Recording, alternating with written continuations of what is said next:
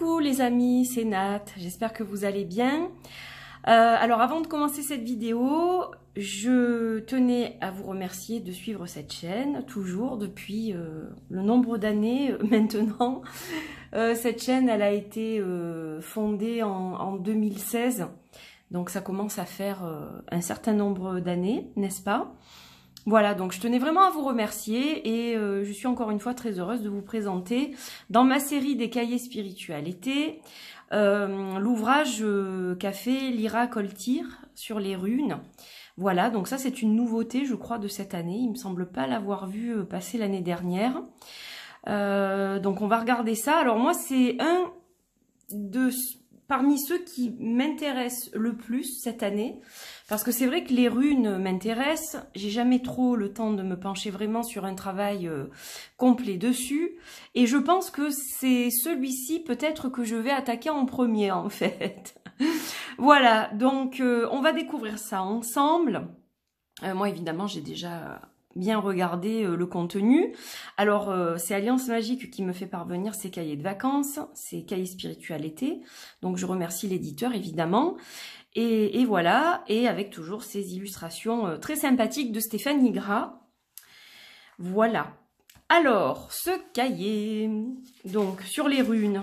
Qu'est-ce que c'est que les runes, hein ?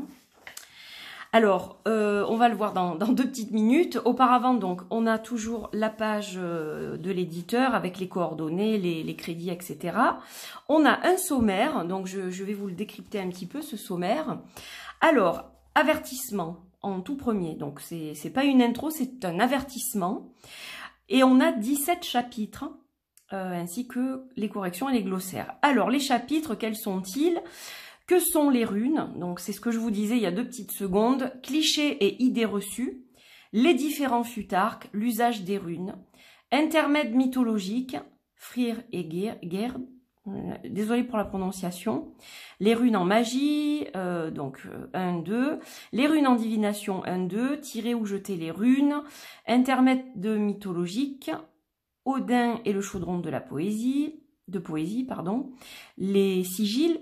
Les runes liées, les runes au quotidien, clin d'œil runique, fabriquer ses runes, intermède mythologique, Tyr et le loup Fenrir. Voilà, donc bon, pour la prononciation, je sais que je suis pas au point, hein, pas du tout. Mais bon, voilà. On va regarder tout ça ensemble. Alors c'est vrai que je vous ai pas lu le petit texte qui était derrière, donc on va le faire. Les runes ne sont pas seulement un truc de viking. Ces guerriers sans peur qui ont fait trembler l'Europe au Moyen-Âge et de leurs fans à cornes plus contemporains.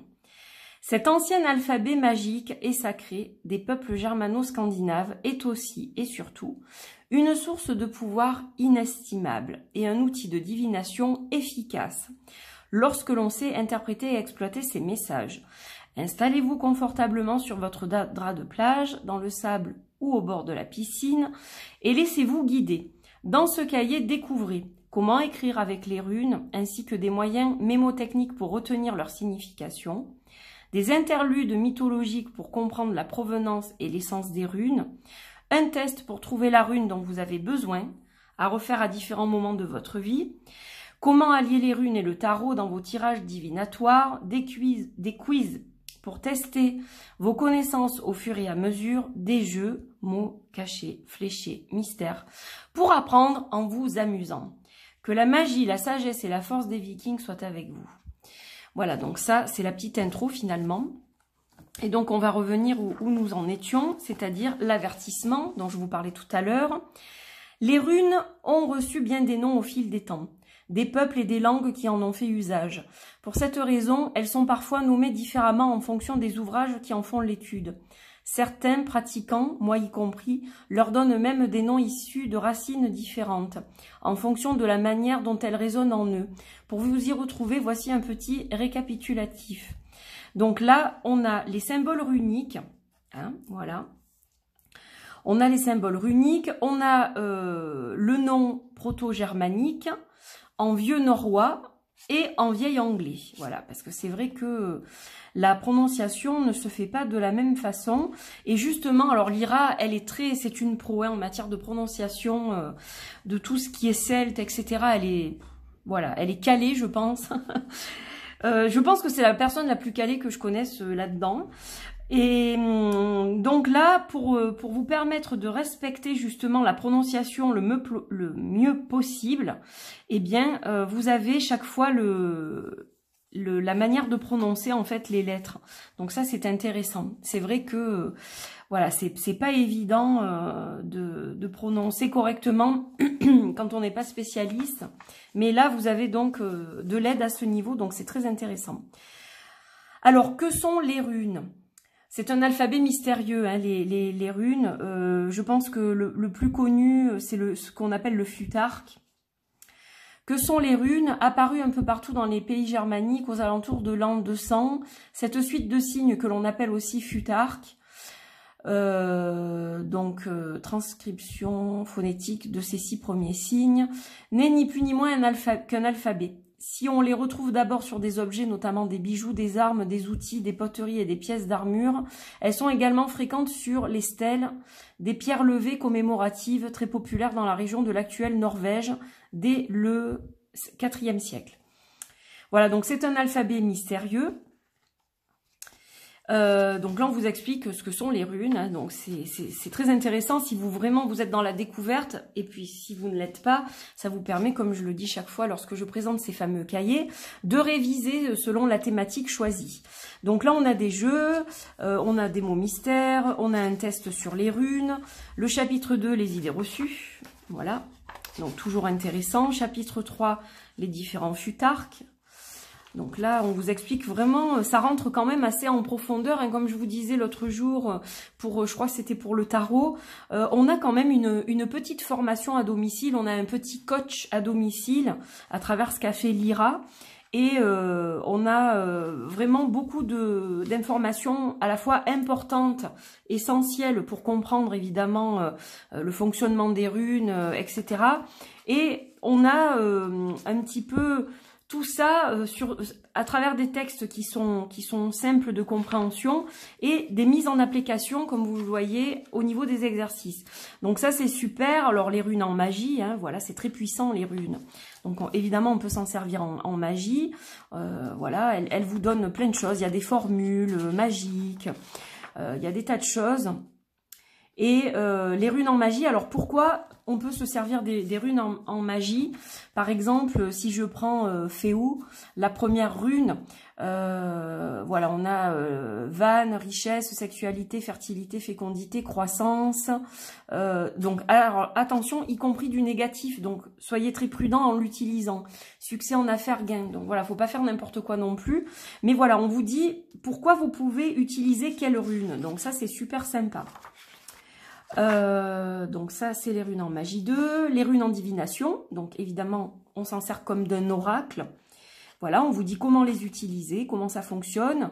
Alors, les runes, certaines, se lisent aussi à l'envers. Donc voilà, il y a pas mal de choses à connaître. Elles ne se lisent pas qu'à l'endroit. Certaines sont neutres, donc elles vont se lire seulement de façon droite. Voilà, donc toujours des révisions par rapport aux significations, activer ces runes, tirer ou jeter les runes, voilà, donc ça, après, il y a 2 écoles, hein, ceux qui aiment les tirer et ceux qui aiment les jeter, ça dépend de comment vous fonctionnez, chacun sa pratique. Intermède mythologique, donc Odin et le chaudron de poésie. Voilà, donc vous avez un petit peu d'histoire nordique, c'est sympa aussi. Les sigils, ces fameuses formules. Alors un sigil, qu'est-ce que c'est? C'est un symbole combinant plusieurs runes pour fusionner leurs pouvoirs et leurs énergies. Alors, on fait ça avec les runes, on fait ça aussi avec des mots écrits dans notre propre langue. Hein. Pour ceux qui pratiquent le sigil, vous pouvez aussi le faire. Il y a une méthode pour...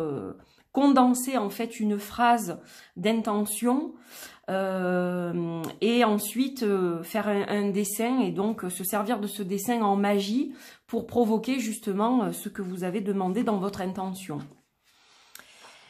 Donc ça c'est super intéressant aussi. Les runes liées, donc là on vous apprend un petit peu au niveau des sigils comme je vous le disais. Vous avez des exemples, par exemple. Voilà. On a un sortilège pour faire une farce à quelqu'un. Donc toujours des mots mêlés, des mots mystères, des quiz, les runes au quotidien, dans la cuisine, dans la salle de bain. Donc ça c'est intéressant aussi. Dans le jardin, pour cultiver, pour que vos cultures soient prospères, dans l'ensemble de votre maison. Moi je sais que j'en ai dans mon bureau par exemple, pour justement apporter certaines choses, hein, voilà, que ce soit dans votre bureau, dans votre chambre, dans votre maison, dans votre salon. Ça a aussi un impact très fort. C'est très puissant comme outil, les runes. Hein. Clin d'œil runique. Voilà, parsemé de jeux et de textes pour apprendre. Donc, c'est vraiment super sympa, quoi, comme vous voyez. Les illustrations, en plus, sont vraiment chouettes. Et puis après, on a les corrections. Et le glossaire, donc ça, c'est super utile pour vous expliquer certaines choses. Tout à l'heure, par exemple, je vous ai parlé de vannes. Si vous ne savez pas ce que c'est, catégorie de dieux dont les attributions sont basées sur les principes de fertilité, fécondité. Voilà, donc vous apprenez plein de choses là aussi. S'il y a des mots qui résonnent pas trop pour vous, vous pouvez en trouver la signification. Puis on a une bibliographie qui a aidé Lyra dans la rédaction de cet ouvrage. Voilà, et dans la même collection, tous les autres cahiers. Voilà, et bien écoutez, on a fait un petit tour d'horizon, donc vous voyez qu'il est très complet, très formateur.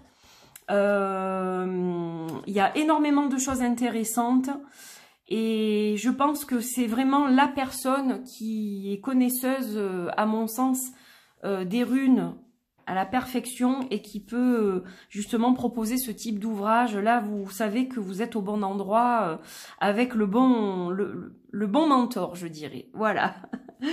Eh bien, écoutez, je vous embrasse. Merci d'avoir suivi cette vidéo. Je vous souhaite un bel été. Donc, si vous souhaitez bosser vos runes cet été, en apprendre davantage et être sûr d'aller dans le bon sens, cultiver vos connaissances, réviser, je pense que ce cahier est fait pour vous.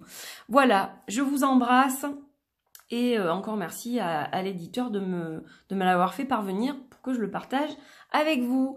Portez-vous bien, belle journée, à très vite. Bye bye.